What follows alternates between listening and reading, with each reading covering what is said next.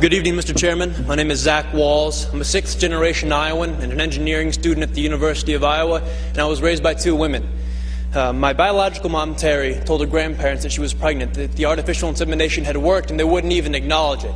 It actually wasn't until I was born and they succumbed to my infantile cuteness that they broke down and told her that they were thrilled to have another grandson.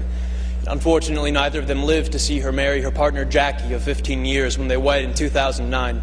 My younger sister and only sibling was born in 1994. We actually have the same anonymous donor, so we're full siblings, which is really cool for me. And I guess the point is that our family really isn't so different from any other Iowa family. When I'm home, we go to church together, we eat dinner, we go on vacations. But we have our hard times too. We get in fights. Actually, my mom, Terry, was diagnosed with multiple sclerosis in 2000. It is a devastating disease that put her in a wheelchair, so we've had our struggles. But, we're Iowans. We don't expect anyone to solve our problems for us. We'll fight our own battles. We just hope for equal and fair treatment from our government. Being a student at the University of Iowa, the topic of same-sex marriage comes up quite frequently in classroom discussions. And the question always comes down to, well, can gays even raise kids? And the conversation gets quiet for a moment because most people don't really have an answer. And then I raise my hand and say, actually, I was raised by a gay couple, and I'm doing pretty well. I scored in the 99th percentile on the ACT. I'm actually an Eagle Scout.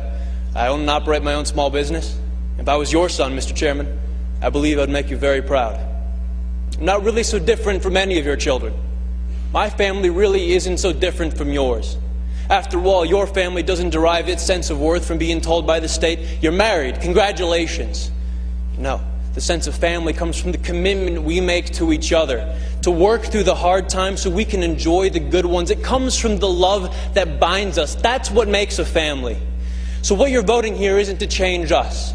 It's not to change our families, it's to change how the law views us, how the law treats us. You are voting for the first time in the history of our state to codify discrimination into our Constitution. A Constitution that, but for the proposed amendment, is the least amended Constitution in the United States of America. You are telling Iowans that some among you are second-class citizens who do not have the right to marry the person you love. So will this vote affect my family? Would it affect yours? Over the next 2 hours, I'm sure we're going to hear plenty of testimony about how damaging having gay parents is on kids. But in my 19 years, not once have I ever been confronted by an individual who realized independently that I was raised by a gay couple. And you know why? Because the sexual orientation of my parents has had zero effect on the content of my character. Thank you very much.